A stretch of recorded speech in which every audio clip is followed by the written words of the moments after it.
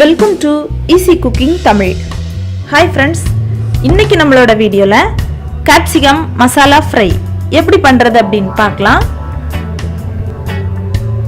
அதுக்கு முன்னாடி நம்மளோட சேனலில் நீங்கள் என்ன சப்ஸ்கிரைப் பண்ணலைன்னா ரெட் கலர் சப்ஸ்கிரைப் பட்டனை கிளிக் பண்ணி சப்ஸ்கிரைப் பண்ணுங்கள். கூடவே வேறு பெல் ஐக்கானையும் கிளிக் பண்ணிக்கோங்க. நாங்கள் அப்டேட் பண்ணுற வீடியோவை உடனுக்குடனே நோட்டிஃபிகேஷனில் தெரிஞ்சுக்கலாம். கேப்சிகம் மசாலா ஃப்ரை பண்ணுறதுக்கு என்னெல்லாம் தேவை அப்படின்னு பார்க்கலாம். நான் இன்னைக்கு 2 கேப்சிகத்தை இந்த மாதிரி கட் பண்ணி எடுத்துக்கிறேன். குடை மிளகாய்,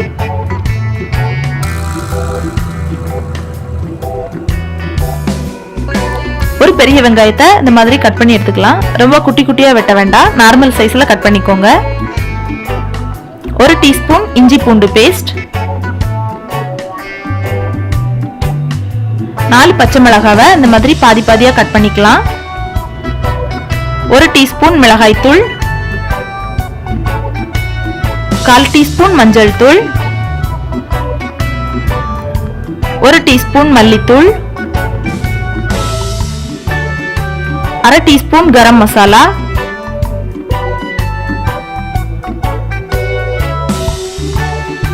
2 டீஸ்பூன் அளவுக்கு துருவின தேங்காய்,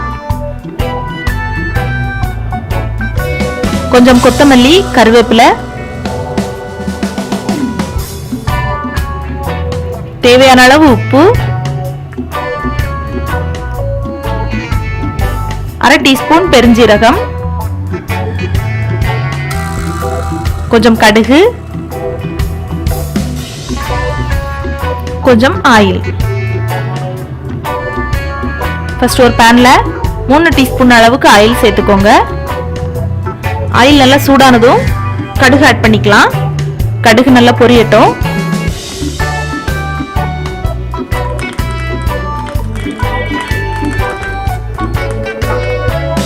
கடுகு பொரிஞ்சதும் நம்ம பெருஞ்சீரகத்தை ஆட் பண்ணிக்கலாம். பெருஞ்சீரகமும் எண்ணெயில நல்லா பொரியட்டும். லைட்டா கிளறி விட்டுக்கலாம். இனி நாம கருவேப்பிலையை சேர்த்துக்கலாம். கருவேப்பிலையை எண்ணெயில லைட்டா பொரிஞ்சதும் நம்ம வெட்டி வச்சிருக்கிற பெரிய வெங்காயத்தை உள்ள சேர்த்துடலாம். பெரிய வெங்காயம் நல்லா கண்ணாடி மாதிரி வேகணும். ஒரு 2 நிமிஷம் நல்லா கிளறி விட்டுட்டு நம்ம வெட்டி வச்சிருக்கிற பச்சை மிளகாவை உள்ள சேர்த்துடலாம். மறுபடியும் இதை நல்லா வதக்கிக்கோங்க.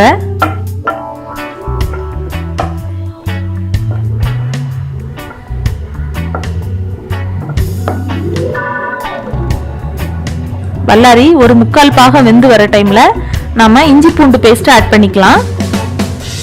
இஞ்சி பூண்டு பேஸ்ட் அதோடைய பச்சை வாசம் எல்லாம் போய் எண்ணெயில நல்லா வதங்கட்டும்.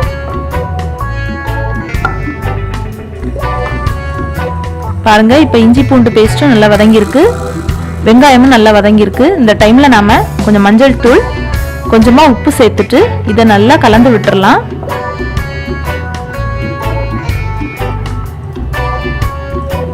நம்ம இப்போ உப்பு சேர்த்துருக்கிறதுனால இனி இப்போ நம்ம குடமிளகாயை உள்ள சேர்க்கும் போது அது சீக்கிரமா வெந்துடும்.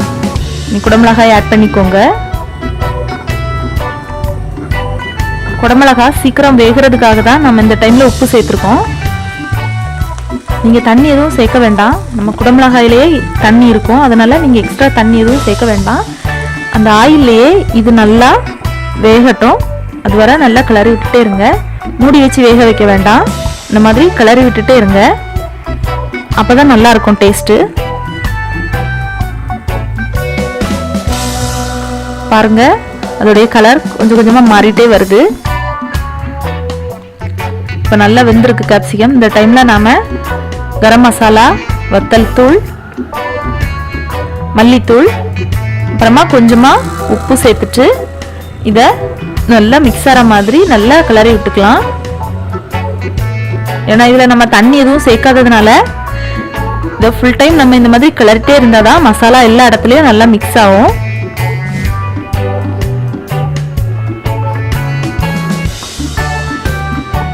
மசாலா எங்கேயுமே துண்டு இல்லாத மாதிரி நல்லா கலந்து விட்டுருங்க.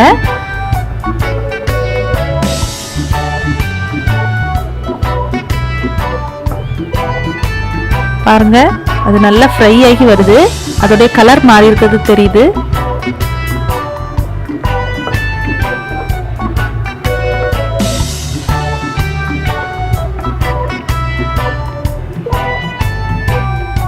இது சாப்பிட்றதுக்கு ரொம்ப சூப்பராக இருக்கும்.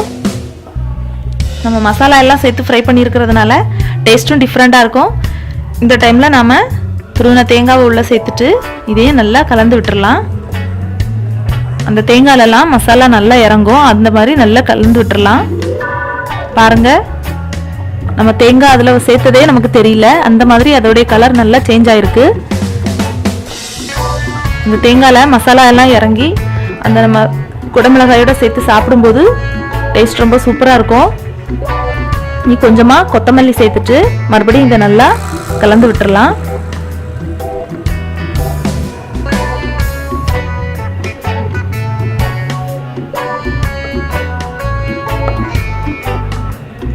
பாருங்க, இந்த கேப்சிகம் ஃப்ரை பண்ணுறதுக்கு ஃபுல் டைம் நாம் இந்த மாதிரி இதை கிளறி விட்டுட்டே இருக்கணும். அவ்வளோதாங்க, இனி நம்ம ஸ்டவ் ஆஃப் பண்ணிடலாம். நம்மளுடைய கேப்சிகம் மசாலா ஃப்ரை தயாராகிடுச்சு.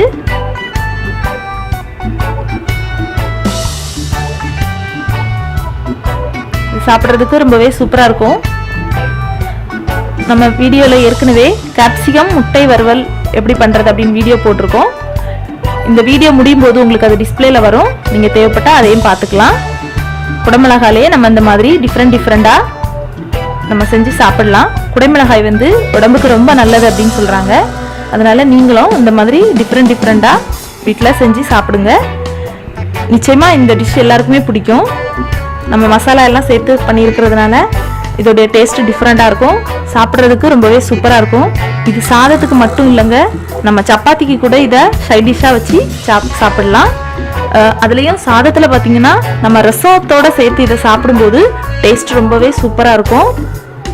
நீங்களும் இதை வீட்டில் ட்ரை பண்ணுங்கள். டிஃப்ரெண்ட்டாக குடமிளகாலே டிஷ் பண்ணலாம். இந்த வீடியோ உங்களுக்கு பிடிச்சிருந்துன்னா லைக் பண்ணுங்கள்.